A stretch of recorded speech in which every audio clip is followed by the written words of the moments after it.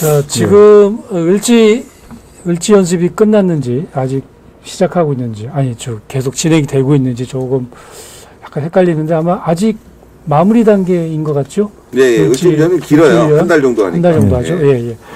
자, 이와 관련해서 그저께 이제 을지 국무회의를 했습니다. 을지 훈련은 북한의 이제 이번에는 북한의 핵 위협에 대비한 그런 훈련이 되겠는데 이와 관련된 그 을지 국무회의를 통해서 대통령이 또 크게 한 말씀을 했습니다. 내용이 뭐냐? 우리 사회 곳곳에 자유민주주의를 위협하는 반국가 세력들이 숨어 있다. 좌시하지 않겠다. 이렇게 뜻을 밝혔고요. 자, 이와 관련해서 야권이 반국가 세력이 누구냐? 국민 갈라치기 하는 무책임한 선동이 아니냐? 이렇게 반박을 했습니다. 대통령의 주장이 맞다는 의견과 색깔론이 또다시 시작됐다.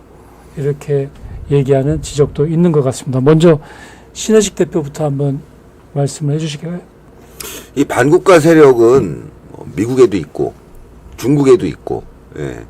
한마디로 이제 그 사회를 분열시키고 그 사회의 체제를 파괴시키려고 하는 세력들이 있습니다. 예. 없다는 게 이상하죠. 간첩이 없다. 그놈이 간첩이에요.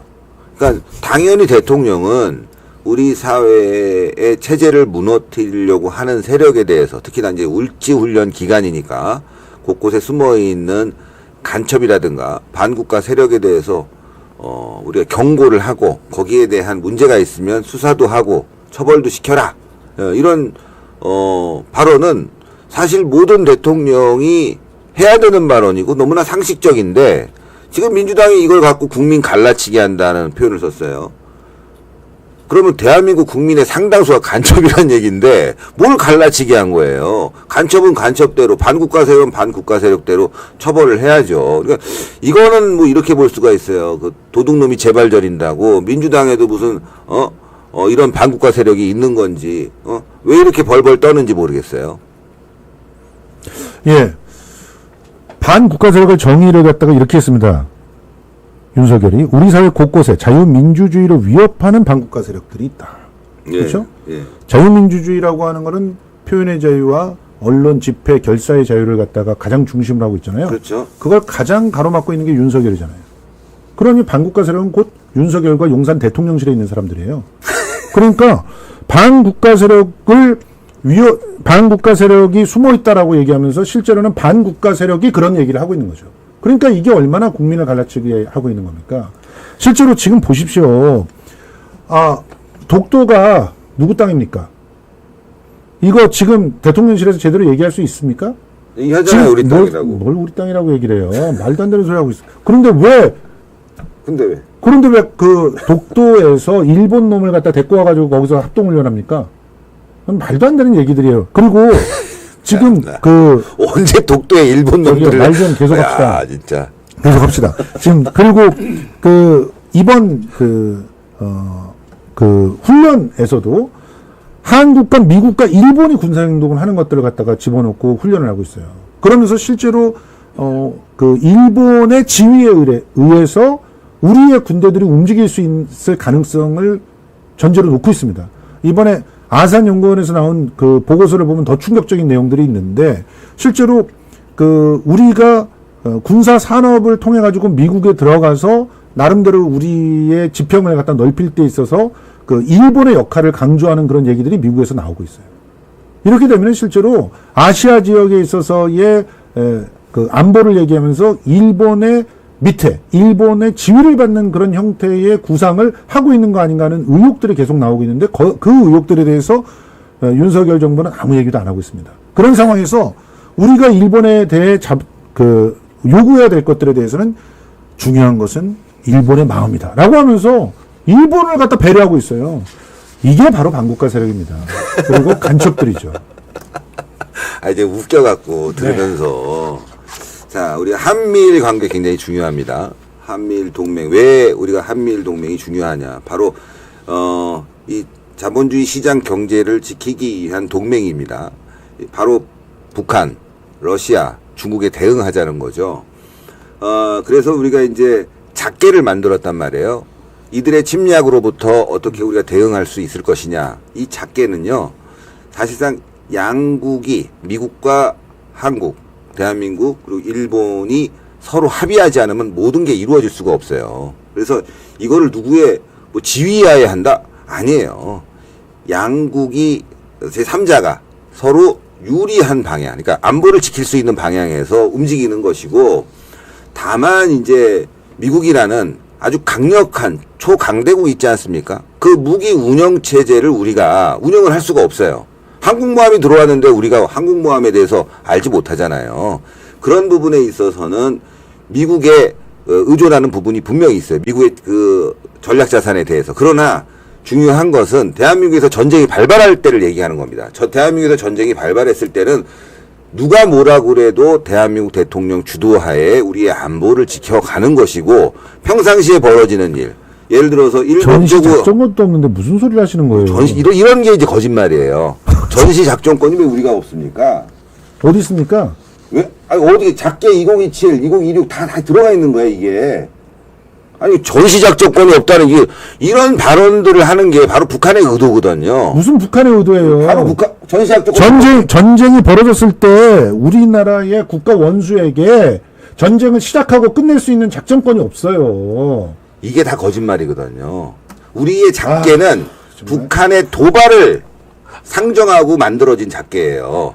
그러니까 전쟁이 시작됐다는 건 북한이 전쟁을 하는 거죠. 유엔 사령관한테 물어보세요. 이게 다 거짓. 그러면 우리가 북한을 침공을 한다. 그러면 어떻게 되겠어요? 단독적으로 하기 위해서는요, 한미일 동맹을 깨고 우리가 가는 것이고, 근데 그게 한미일 동맹을 깨자고 그래서 그리고 아니, 지금 한미일 동맹이라고 얘기하고 있는데, 그러니까 우리가 언제 일본하고 동맹했습니까? 한미일 동맹이에요, 이 사람. 무슨 소리예요? 무슨 소리 하는 거야 지금? 한미 동맹이지 일본하고는 동맹이 아니에요. 협력 체제지. 협력 체제가 아니라 한미일 동맹 체제가 있어요, 우리가. 그래서 이게 진짜 이것 이런 때문에 식으로 지금 김병주 의원이 국민의힘 의원들이 정신 나갔다고 해가지고 친일파 결국은 사과까지 받았는데 무슨 소리입니까? 대한민국을 위협하는 세력이 바로 이런 발언들이거든요. 그러니까 제가 다시 말씀드리면 어쨌든 뭐 온전한 전시 작전권은 없는 것으로 지금 아니에요. 작전권이라는 거는 북한의 그 작전권을 노무현 대통령이 넘겨받겠다고 했는데 침략에 의해서 우리가 북한이 전쟁을 일으키는 상황에서 작전권이 발동되면 대한민국 대통령이 주도적으로 작전권을 활용할 수 있게 돼 있는 거죠. 온전한 게 아니라 지금 작전권 이양도 거짓말이라는 게, 사실은 작전권 이양하게 되면은 어떻게 되겠어요? 유엔사가 해체돼야 됩니다. 미국이 나가야 되는 거예요. 그래서 북한이 주장하는 거예요. 작전권 뭘 유엔사가 이양을. 그럼 북한도 원하지도 않아요. 말도 안 돼. 그게 지금 우리 국민들이 제대로 알아야 될 국민들 것은, 정말 제대로 알아야 됩니다. 한미가 공동으로 작전권을 활용하고 있다. 이 부분은 확실한 거예요. 미국 대통령 마음대로 할 수도 없고 대한민국 대통령이 마음대로 할 수가 없는 거예요. 다만 미국은 마음대로 할 수 있습니다. 미국은 전쟁할 수 있어요.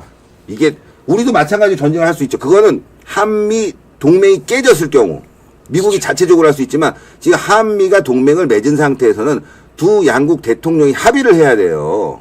봐, 지금 백영희 님도 한미일 군사동맹 이런 거 하는 순간 일본의 나라를 넘기는 역적이 되는 겁니다. 무슨 소리 하는 거야? 자위대가 들어와요. 자위대가 들어오다니 무슨 말 하는 거야 지금. 아니, 동맹이면 자동적으로 이거는 분쟁이 일어나는 그 나라에 진격을 할 수가 있는데, 큰 틀은 아시아 안보를 지키자는 거거든요. 거기에 일본도 한 축을 담당하고 있다는 거예요. 한 축을 담당하는 것과 동맹은 달라요. 개념도 지금 이렇게 무슨 소리 하는 거예요? 한미일 동맹이 맞지? 아닙니다. 그 개념에 대해서 좀 공부를 하셔야 될 것 같아요. 자, 요거 전시 작전권과 관련돼서는 조금 더 저희가 좀 공부할 필요가 있을 것 같고요. 그 얘기는 뭐 요 정도 선에서 좀 마무리 짓도록 하겠습니다. 제가 드렸던 질문의 요지는 이번에 그 대통령 발언과 관련해서 결국에는 이제 그 반국가 세력이라고 하면 일단 종북과 관련된 뭐 그런 지점에서의 어떤 그 좋죠. 좀 의미가 있다고 보는데, 예를 들어서 이런 부분 말씀드릴게요. 북한이 미사일을 발사하면 일본이 우리에게 정보를 주고 미국도 우리에게 정보를 주고 우리 정보를 취합해서 그거에 대한 분석을 합니다. 그렇기 때문에 이 군사적인 부분의 협력은 굉장히 중요한 건데, 여기는 지금 김성수 평론가는 이 부분을 갖다 간과하고 무조건 일본을 배척해야 될 나라. 그럼 적입니까? 저는 적이 될 수도 있다고 봐요. 이게 이런 게 문제라는 거죠. 아니, 우리나라의 영토를 노리면 적이죠. 아닙니까? 주적이 누구예요, 주적이? 우리 주적은 당연히 북한이죠. 당연히 북한이죠. 네. 주적에 대해서 공동으로 대응하면 그게 뭡니까? 공동으로 대응한다고 동맹 아닙니다. 아, 이런 식으로. 지금 그 주적이 중국일 지금- 때 호주 같은 경우도 우리랑 군사적으로 공동으로 대응하게 돼 있어요. 근데 호주랑 동맹 맺었습니까? 동맹의 개념과 협력의 개념을 갖다 착각하시면 안 돼요.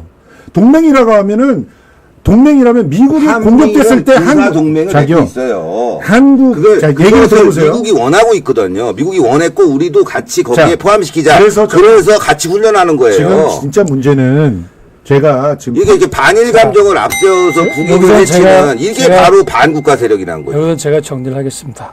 그 우리나라의 그 미래 건설적인 방향 측면에서는 한미일이 동맹이 됐든 협력이 됐든 그런 걸 해야 된다라는 게 우리 신의식 대표의 얘기고, 김성수 평론가의 얘기는 어쨌든 일본이 우리 과거를 보면은 한국을 침략을 했기 때문에 그 지점에서 경계는 꾸준히 해야 된다. 뭐 요 정도로 제가 가름을 하겠습니다. 네. 괜찮겠습니까? 아주 네. 지혜로운 가르인 것 같습니다.